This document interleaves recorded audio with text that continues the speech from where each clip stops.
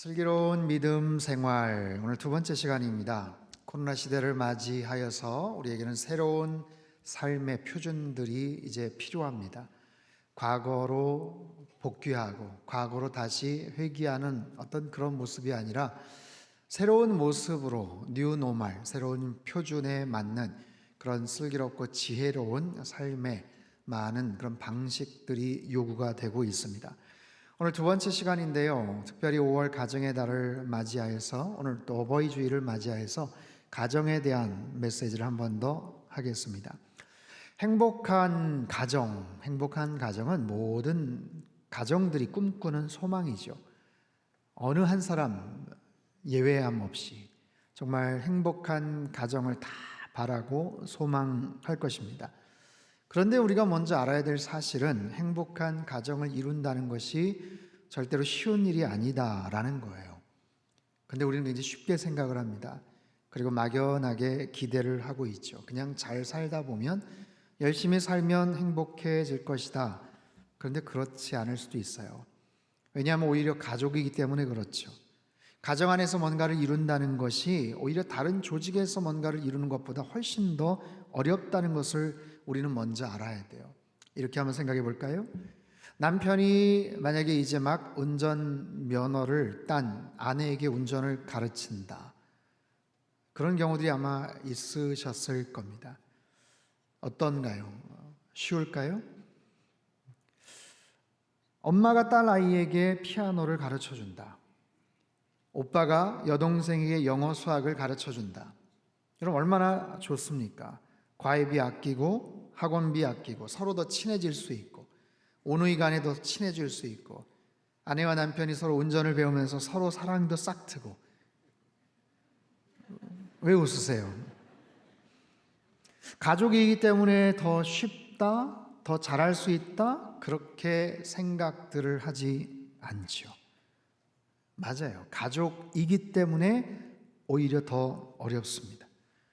운전 가르쳐 주다가 대판 싸움 나고 상처받고, 동생 과외시키다가 대판 싸우고 울고 불고, 이게 더 솔직한 우리의 모습이고 또 적나라한, 또 자연스러운 우리의 풍경이에요. 우리는 가족들과 뭘 하는 것이 다른 사람과 뭘 하는 것보다 오히려 더 어렵다라는 것을 먼저 알아야 돼요. 돈을 들여서 차라리 다른 사람한테 내가 배우고 말지, 이게 우리의 현실이더라라는 거예요. 왜 그럴까요? 가족이기 때문에 그렇습니다. 가족이라서 더 편하게 생각하고 더 쉽게 생각을 해서 그래요. 가족이기 때문에 오히려 뭔가를 더 만든다는 것은 더 힘들고 훨씬 더 어렵다라는 사실이에요. 그래서 행복한 가정을 만드는 것은 그냥 막연하게 생각을 해서는 잘 이루어지지 않아요. 그 행복한 가정이 과연 뭔가 특별한 결단이 있어야 되고 실제적인 방법론들이 있어야 되더라라는 거죠. 자, 오늘 본문 에베소서에서 하나님께서는 사도 바울을 통해 가정 안에서 행복해질 수 있는 방법, 비결을 알려주고 계셔요. 더 솔직하게 말씀을 드리면 행복해진다라기보다는 그냥 정상적인 가정의 성경적, 어떻게 보면 대안들을 제시를 하죠. 올바른 기준이 뭔가, 올바른 방법들, 원리들이 뭔가. 그런데 그것을 잘 알고 지키다 보면 행복한 가정이 될 수 있다라는 거죠. 이 말씀에 우린 귀를 기울여야 됩니다. 자, 가정의 첫 출발, 그 첫 시작은 어떻게 이루어지는가? 오늘 보면 31절, 32절 말씀 같이 읽겠습니다. 시작. 그러므로 사람이 부모를 떠나 그의 아내와 합하여 그 둘이 한 육체가 될지니 이 비밀이 크도다. 나는 그리스도와 교회에 대하여 말하노라. 자, 사람이 부모를 떠나는 것, 그리고 아내와 합하여 한 육체가 되는 것, 그것이 가정의 첫 출발이더라 라는 거예요. 아주 간단하죠. 우리가 잘 알고 있는 내용이지만 가정의 탄생은 바로 그렇다라는 거예요. 여러분, 새로운 가정이 출발을 합니다. 정상적이고 올바른 그런 가정의 모습으로 그렇게 출발을 하기 위해선, 그래서 행복한 가정을 만들기 위해서는 반드시 부모를 떠나야 된다라고 말씀을 하세요. 그동안 키워주시고 양육해 주신 부모를 떠나는 것, 독립하는 것, 이것은 단지 집을 떠난다, 따로 살아야 된다, 그런 개념이 아니에요. 결혼을 하고 나서도 지나치게 부모에게 의존을 해서는 안 된다라는 의미입니다. 사실 오늘날 현실적으로 자녀들이 부모님들에게 여러 가지로 의존할 수밖에 없는 상황이 참 많죠. 특별히 재정적인 어려움 속에서 독립하지 못하고 함께 머물기도 합니다. 또 맞벌이를 하다 보니까 생활하는 거처들을 가깝게 만들고 같이 사용하고 맞벌이하는 자녀들을 위해서 손주들을 돌봐주는 그런 경우들이 있죠. 2000년 전 당시 에베소 교회를 향한 말씀을 오늘날 그대로 적용하기는 참 쉽지 않아요. 그럼에도 불구하고 거기에 담겨지는 기본적인 어떤 핵심 원리들은 우리는 알아야 돼요. 즉 모든 것이 매여 있거나 구속되어 있으면 그 속에서 어려움이 발생할 수 있다라는 거죠. 도움을 받습니다. 얼마나 좋아요. 그럼에도 불구하고 도움을 받기 때문에 부부간의 감정이나 생각이나 행동들의 영향을 받겠죠. 처갓집으로부터 도움을 받고 또 시댁으로부터 도움을 받기 때문에 말은 못하지만 그냥 속상하고 참고 견뎌야 되는 것들이 틀림없이 있더라라는 거예요. 도움을 받는 대신에 얻는 것 대신에 잃는 것도 틀림없이 있음을 우리는 인정하고 가야 돼요. 그래서 정답은 형편이나 상황이 어쩔 수가 없어요. 지금 많은 가정이 사실은 그런 모습인데 어쩌라는 거냐? 할 말이 없죠, 사실은. 그럼에도 불구하고 그렇게 될 수 있는, 그 속에 담겨져 있는 어려운 요소들이 분명히 있다는 것을 알고 가야 돼요. 그래서 정답은 재정적으로나 정서적으로나 관계적으로 독립될 수 있어야 된다. 대신 부부와의 관계는 아내와 합하여 한 육체가 되는 것, 아내와 하나가 되는 것, 두 사람이 하나가 되는 것, 한 몸이 되는 것, 그것에서 출발해서 마음이 하나가 되고 몸이 하나가 되고 정서가 하나 되는 것, 그것이 올바른 가정, 행복해지기 위한 가정의 첫 출발점이다라는 거예요. 잘 기억을 하십시오. 부모를 떠나서 그리고 부부와의 관계는 더 밀착돼서 가까워지고 하나가 되는 것, 여기서 가정의 행복이 시작된다. 하나님 말씀하세요. 자, 이 부분에 문제가 생기면 가정의 행복이 참 이루어지기가 어렵습니다. 즉 부모님을 지나치게 의존을 하거나 부부와의 관계 사이에 모든 의견들이 부모님의 생각이 부모님의 어떤 여러 가지 주장이 개입이 되거나 아니면 간섭이 되거나 지나치게 의존이 되거나 그렇게 되면은 어려움이 있게 되더라. 또한 부부 사이가 정서적으로 관계적으로 육체적으로 하나가 되지를 못하면 우린 다른 것으로 하나가 됩니다. 우리는 서로 맞벌이를 하고 우리는 돈을 얼마를 모으기 우리는 작정을 했고 아니면 성공을 위해서 사회적인 시선을 위해서 그것이 하나가 되는 가장 기본적인 가치가 될 수는 없다라고 하나님 말씀하세요. 그래서 더 끈끈한 부부 한 몸이 되기 위해서는 반드시 이 원칙들이 있어요. 남편과 아내가 하나가 돼야 될 아주 중요한 그런 원칙들을 말씀을 하세요. 33절 말씀 같이 읽겠습니다. 시작. 그러나 너희도 각각 자기의 아내 사랑하기를 자신같이 하고 아내도 자기 남편을 존경하라. 아내와 남편의 관계는 존경과 사랑의 관계예요. 사랑과 존경의 관계. 아내에게는 사랑이 더 필요합니다. 남편에게는 존경이 더 필요하죠. 남녀에게는 각각 차이가 있어요. 여러 가지 차이가 있습니다. 남녀로서의 육체적인 또 여러 가지 생리적인 그런 모습들의 많은 차이가 있고 어떤 격차도 있겠지만 오죽하면 오래전에 화성에서 온 남자 금성에서 온 여자라는 그런 책 제목이 있지 않았습니까? 남녀는 완전히 별 세계에서 온 그런 존재다라는 거예요. 완전히 다른 별에서 온 그런 존재일 수 있다. 수많은 차이들이 있고 다른 점들이 있지만 본문에서 말하는 가장 큰 차이는 남녀가 행복을 느끼는 지점이 달라요. 남녀가 행복을 느끼는 그 타이밍이 다르다라고 말씀을 하세요. 즉 남자는 존경을 받을 때 행복감을 느낍니다. 내가 존중받고 있구나, 내가 인정을 받고 있구나, 이런 느낌이 들 때 행복을 느껴요. 반면에 여자분들은 사랑받고 있다라고 느낄 때 행복을 느끼게 되죠. 그래서 남편은 존경, 인정, 신뢰 이런 단어를 좋아하고요. 여성분들은 사랑과 애정과 관심 이런 단어를 좋아합니다. 즉 남편과 아내에게는 이런 기본적인 차이가 있어요. 따라서 서로가 좋아하는 부분, 서로가 원하는 부분을 충족시킬 때 훨씬 더 행복한 부부와의 관계가 될 수 있다는 거죠. 존경받는 남편이 아내를 더 사랑할 수 있게 되고, 사랑을 받다 보니까 더 남편을 존경하게 되는 이런 중요한 선순환적인 모습들. 또 부부와의 관계에 그런 정상적이고 안정적인 모습들이 자녀 교육에도 굉장히 큰 어떤 교육이 되죠. 포인트가 돼요. 저도 우리 아이들이 어렸을 때 이렇게 TV를 같이 이렇게 보다가, 야, 아무개 저 여자 연예인 참 예쁘다. 제가 정신이 나갔죠. 어떻게 그런 얘기를 했는지. 아무튼 불쑥 그렇게 저도 모르게 했는데, 우리 아이들이 대뜸 아니야, 엄마가 더 예뻐 이러는 거예요. 제가 뭐 엄마랑 비교한 것도 아니에요. 그냥 이렇게 툭 나온 말인데, 그 말에 대해서 아이들이 굉장히 막 언짢게 생각하고 아빠의 태도를 불순하게 생각을 해요. 여러분, 남편들은 절대로 그런 말 하는 거 아닙니다. 네. 근데 혹시라도 또 아내분들이 가끔 물어볼 때가 있어. 가끔 TV 보다가, 여보, 저 여배우가 이뻐, 내가 더 예뻐? 이건 엄청난 질문입니다. 여러분, 우리 남편분들 아시죠? 조금도 망설임 없이, 이거 타이밍이 굉장히 중요한데 재빠르게 대답을 해야 되죠. 어떻게 그렇게 말도 안 되는 질문을 할 수 있어요?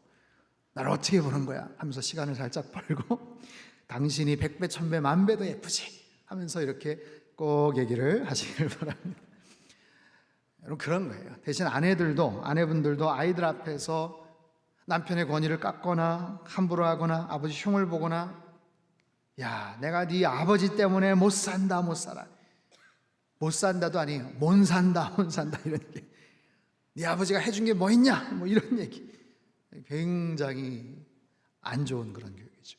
사랑과 존경, 그러니까 남편이나 아내만을 위한 게 아니라 자녀들을 위한 것, 가정 안의 질서, 가정 안의 행복을 위한 그런 것이죠.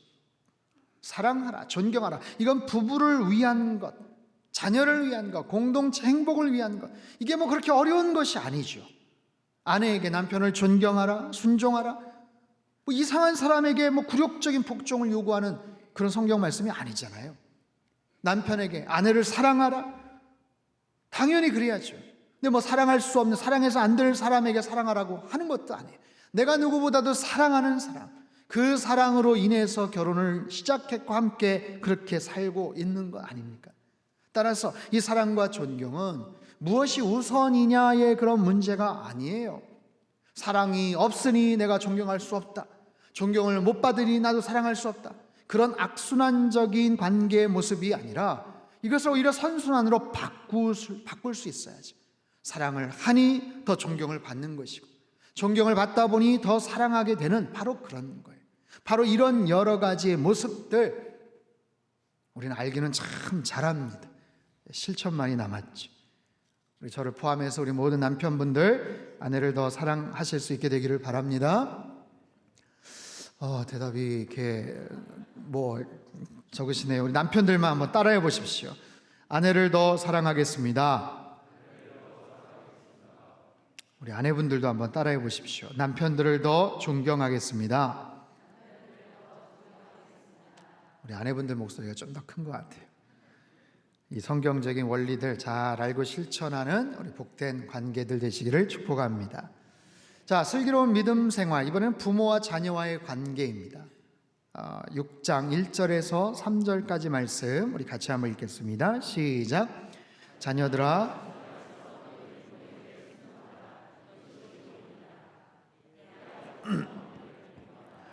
이것은 약속이 있는 첫 계명이니 이로써 내가 잘되고 땅에서 장수하리라. 자, 자녀들이 부모에게 순종하는 것, 효도하는 것, 이건 뭐 기독교적인 윤리이기 전에 인간의 가장 보편적이고 상식적인 그런 행동이죠. 성경은 말합니다. 효도에 대해서, 또 부모에게 순종하는 것에 대해서, 그것이 왜 필요하고 그것이 자녀에게 주어지는 특별한 축복과 결과가 있다고 말씀을 하세요. 대개 자녀들이 어렸을 때 부모님들은 자녀들보다 훨씬 더 많은 정보를 갖고 있고 많은 경험을 갖고 있어요. 그래서 대부분의 많은 결정과 행동들은 자녀들의 생각보다 훨씬 더 정확하고 올바른 판단을 할 수가 있죠. 하다못해 연세가 더 많아지시고 학식이 혹시 없으신 노부모님의 경우도 삶을 통해서 체득된 그런 지혜가 있죠. 그래서 언제나 본질적인 문제, 삶에 대해서, 인생에 대해서 가장 기본적이고 중요한 문제들에 대해서는 아주 결정적인 탁월한 조언을 해주실 수가 있어요. 그런데 어르신들이, 부모님들이 연세가 더 많이 드시고 자녀들도 성장을 해서 소위 말해서 머리가 커지고 전문적인 지식을 갖게 되고 그런 상황 속에서 뭔가를 판단하고 결정을 해야 될 때가 있죠. 부모님들도 딱히 뭐라고 판단하기 애매하고 자녀들도 딱히 어떻게 결정하겠습니다라고 판단하기가 애매한 그런 상황들 속에서 하나님 말씀하세요. 여전히 하나님은 우리들이 부모님의 말씀에 순종하기를 원하세요. 부모의 말씀에 순종하라. 왠지 아세요? 여러분, 부모에게 순종하라 이 하나님 말씀에는 보이지 않는 하나님의 약속이 담겨져 있습니다. 즉 부모에게 순종하는 그 자녀들을 내가 책임져 줄 것이다 라는 하나님의 약속이, 부모님 말씀대로 순종했더니 망했다더라, 순종했는데 엄청 후회했다더라, 이런 말이 나오지 않도록 그 뒷감당을 하나님이 해주시겠다, 하나님이 책임져 주시겠다 보이지 않는 약속이에요. 부모에게 순종하라는 이 말씀은 부모의 말이 다 옳기 때문이 아니에요. 부모님에게는 엄청난 기가 막힌 성공 방법들이 있다, 이것도 아니에요. 다만 부모님의 뜻대로 순종을 하면 그 이후의 모든 것을 내가 책임져 줄게, 너는 그저 순종해라. 여기에 담겨진 하나님의 의도가 뭘까요? 이것은 부모님의 권위를 세워주시겠다는 하나님의 의지예요. 하나님은 가정의 질서가 세워지기를 원하세요. 하나님이신 권위가 가정 안에서 지속되기를 원하시는 거죠. 그래서 이 부모의 권위는 가족, 자녀들의 순종을 통해서 이루어집니다. 자녀들의 그 순종을 통해서 부모님의 말씀에 힘이 실리고 권위가 세워지는 것, 그래서 그 부모님이 연세가 드신다고 쇠약해지셨다고 무시당하지 않도록 하나님께서 대신 책임져 주실 것이다 라는 그런 약속이에요. 사실 이 말씀의 의미를 잘 파악을 하면 오히려 자녀들보다 부모님들에게 더 부담이 될 수 있어요. 자녀들은 그 부모의 말에 순종하랬다고, 하나님께서 책임져 주신다고 부모들이 자녀들에게 비이성적이고 부당하고 어리석은 요구를 해서는 안 되고 하실 수도 없을 거죠. 하나님은 자녀들의 순종을 통해서 가정의 질서를 세워나가고 그 가정에 복을 주시기를 원하세요.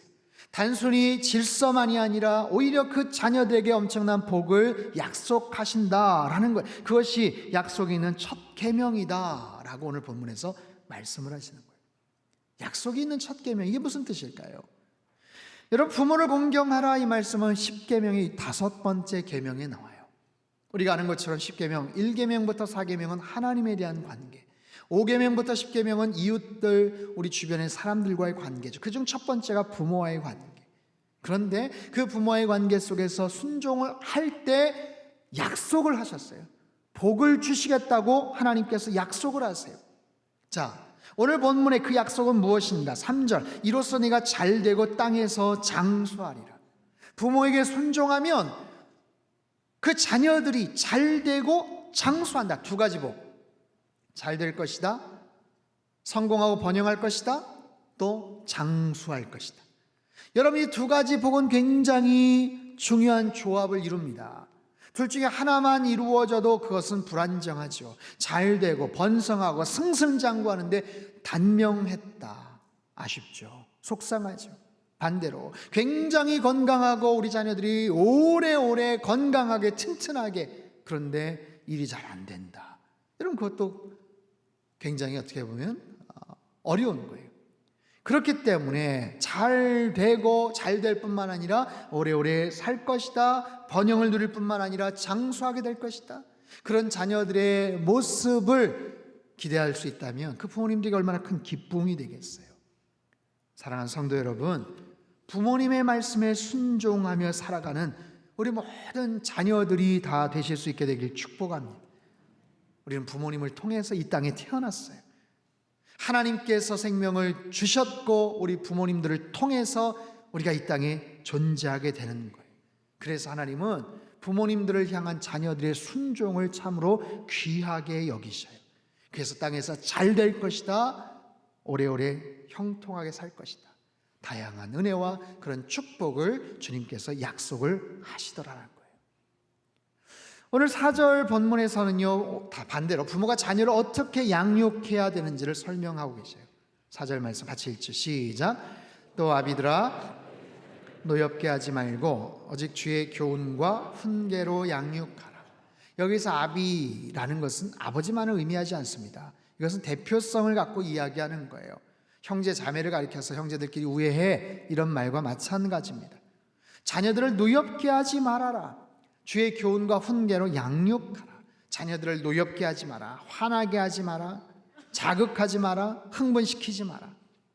사실 어린 자녀들, 또 어렸을 때는 참 순종적으로 말을 잘 듣지만 사춘기가 다가오면서 아이들이 반항을 하고 자꾸만 정말 퉁명스럽게 행동을 하는 그런 경우들이 많죠. 자녀들을 자극하고 자녀들을 화나게 하는 게 아니라 오히려 자녀들의 모습을 통해서 부모님들이 더 화가 나는 그런 경우도 참 많아요.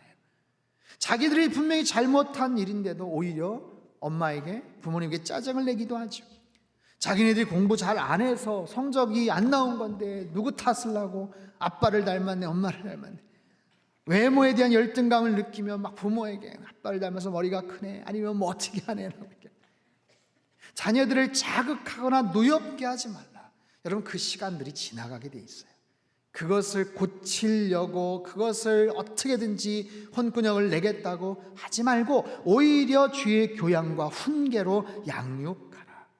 교양과 훈계, 비슷해 보이는 말이지만 이 교양이라는 것은요, 오히려 행위적인 책벌을 통한 훈련이에요. 훈계는 말을 통한 가르침이죠. 행위적인 책벌, 소위 말해서 체벌, 자녀에 대한 체벌을 말합니다. 여러분, 성경은 자녀들을 체벌하는 것을 금하지 않아요. 필요에 따라서 자녀들에게 회초리를 드는 것을 오히려 권면을 합니다. 그렇지 않고 그냥 감싸는 것, 그것이 자녀를 망치는 길이라고까지 이야기하죠. 대신에 자녀들에게 체벌을 하거나 회초리를 들 때는 대단히 이성적이고 합리적인 절제된 상황에서 매를 들어야 됩니다. 제가 들었던 가장 신사적이고 감동적인 체벌 방법은 미국에서 잠깐 만났던 그 집사님이 아이들이 한 8학년, 뭐 5학년, 그리고 한 6살, 뭐 이 정도, 한 3명인데 아이들이 잘못을 하면 회초리하고 끈을 갖고 온대, 끈. 그래서 그 아이의 종아리와 아빠의 종아리를 같이 묶습니다. 같이 묶고 아이에게 물어봐요. 너 이런 일 분명히 잘못했어요. 너 하지 말라고 그랬는데 또 그랬지. 어떻게 할 거야? 회초리 맞아야지. 자, 네가 결정을 해. 몇 대를 맞을래? 그럼 뭐 몇 대요? 뭐 5대요? 뭐 10대요? 그러면 그렇게 결정을 한 것 가지고 아빠가 같이 때리는 거예요. 너도 잘못했지만 너에게 본이 되지 못한 아빠에게도 책임이 있어 하면서 같이 때린다는 거예요. 물론 뭐 아프라고 막 때리진 않겠죠. 근데 그 모습 자체가 아이에게는 굉장히 큰 감동이 되고, 아, 앞으로 그러지 말아야 되겠다라는 그런 생각을 해요. 어떤 경우는 아이에게 회초리를 주고 네가 때려라.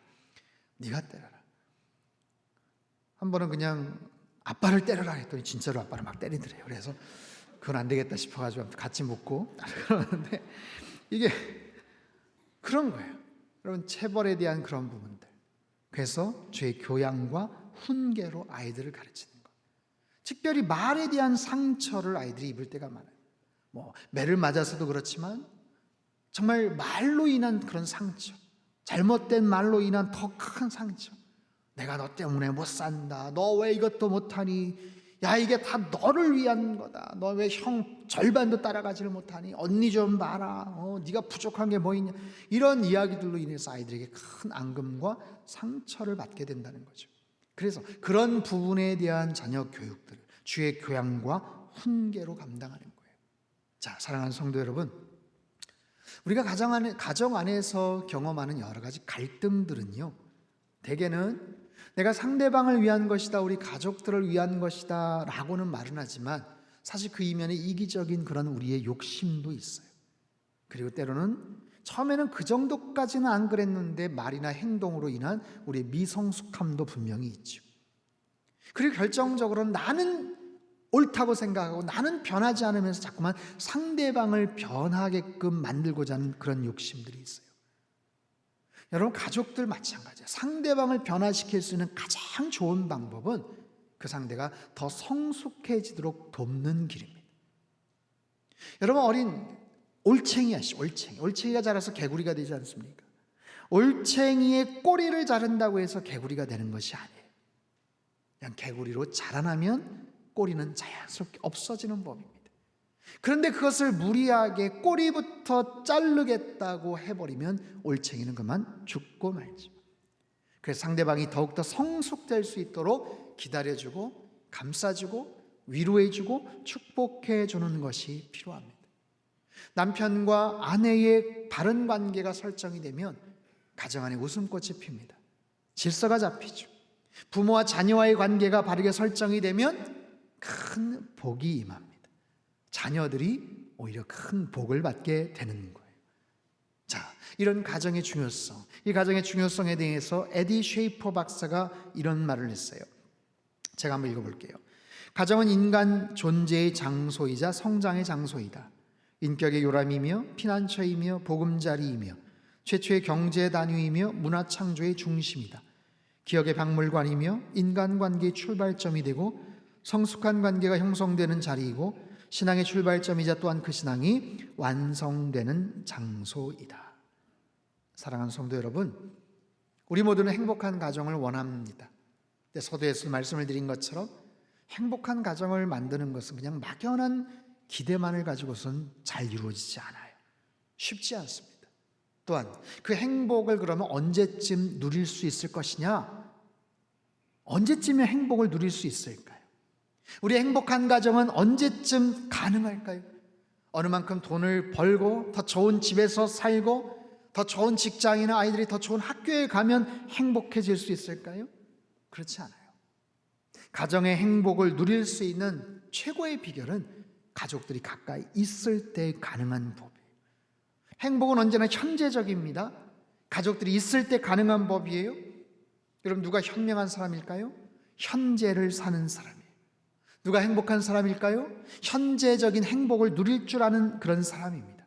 늘 과거만 아쉬워하거나 추억하는 사람이 아니라, 미래에 대한 막연한 기대와 소망을 갖는 사람이 아니라 현재라는 가장 소중한 그런 선물을 누릴 줄 아는 사람. 그래서 영어의 현재라는 단어, present라는 단어도 선물이라는 뜻을 동시에 갖고 있어요. 현재가 곧 선물이다라는 거예요. 여러분, 묻겠습니다. 지난 한 주 동안 가장 행복했던 순간은 언제셨어요? 지난 한 주간 어린이날도 있었고 또 어버이날도 있었습니다. 가족들하고 같이 좋은 시간, 또 식사라도 같이 한번 하셨나요? 어버이날 같이 함께 식사라도 하고 꽃이라도 받을 수 있었다면 그게 행복이겠죠. 특별히 코로나19로 인해서 어버이날 제대로 찾아뵙지를 못하신 분들도 계세요. 요양원에 계시는 어르신들, 그저 영상으로 아니면 그냥 전화로만 안부 묻고 찾아가서도 면회도 제대로 못하고 그냥 손만 흔든 그런 안타까운 그런 어버이날을 보내셨던 분들도 계시죠.